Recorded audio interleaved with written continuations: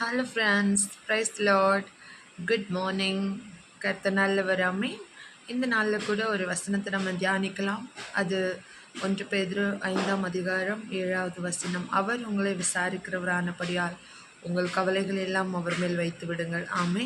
சில நேரத்தில் நம்மளோட பிரச்சனைகளை விசாரிக்க, நம்மை வழி நடத்த, நமக்கு காரியங்களை நடப்பிக்க யாருமே இல்லை அப்படின்னு நம்ம கலங்குறோம். ஆனால் கர்த்தர் சொல்லுகிறார், பேதுரு சொல்கிறாரு, அவர் உங்களை விசாரிக்கிறவரானபடியால் உங்கள் கவலைகள் எல்லாம் அவர் மேல் வைத்து விடுங்கள். ஆமே. நம்ம சுவாசிக்கிறது முதற்கொண்டு அவர் தான். ஆமே. சில வேளைகளில் பிரச்சனை, துன்பம், பாடுகள் வரும்போது அவரை நினைவு கூற வேண்டும். அவர் நம்மளை விசாரிக்கிறார், அவர் நம்மை நேசிக்கிறார், அவர் நமக்காக எல்லாவற்றையும் செய்து முடிப்பார்.